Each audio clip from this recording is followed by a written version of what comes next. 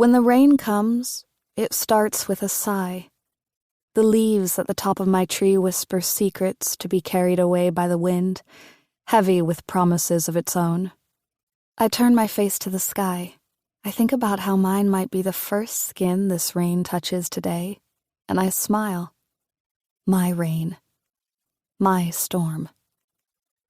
I want to pretend the shiver humming through my body is electricity, that I am a lightning rod in the gathering storm, but it is both more and less than that.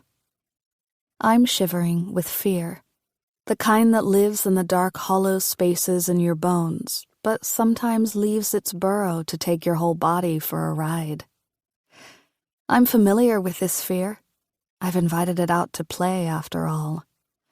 I called it out when I lifted one foot off the ground and then the other, and climbed this tree as high as I could go until the branches grew too slender to support me. Even now, its skeletal arms sway in the storm's breath, warning me that I might have gone too far this time. As the storm gathers strength, so does the force of my heartbeat. I'm dizzy with the press of it behind my eyes and the back of my throat. The silent sky tilts. The fear murmurs, "You will fall."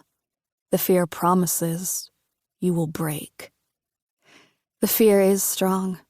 For as long as I can remember, heights have terrified me.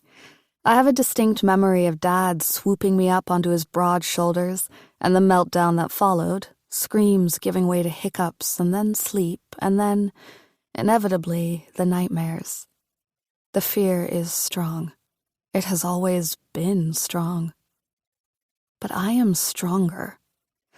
I am in this tree because I choose to be, because the fear would keep me grounded. I am in this tree because it is exactly the opposite of where the fear wants me to be.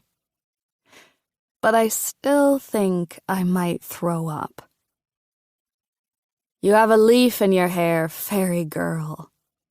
Alice leans over and plucks it free. She examines the orange stain creeping across its green veins, autumn bleeding summer away in the palm of her hand. Then she drops the leaf onto my lap, and I slip it out the window, watching it drift to the ground as we pull away from my house. Alice's tight black curls are swept up in an asymmetrical cascade, accenting her high cheekbones and soft brown eyes. There are shadows beneath those eyes this morning, though, and I suspect I might not be the only one facing down some ghosts lately. Late night? Yeah. She doesn't need to elaborate. Alice has had her eye on valedictorian since kindergarten, but for her parents, that journey began at conception. She's had exactly one boyfriend in her 17 years, and after the way that ended, I'm pretty sure the Bookers have rescinded dating privileges for the next decade. Let's caffeinate our woes away, then. My treat. She eyes the dash clock.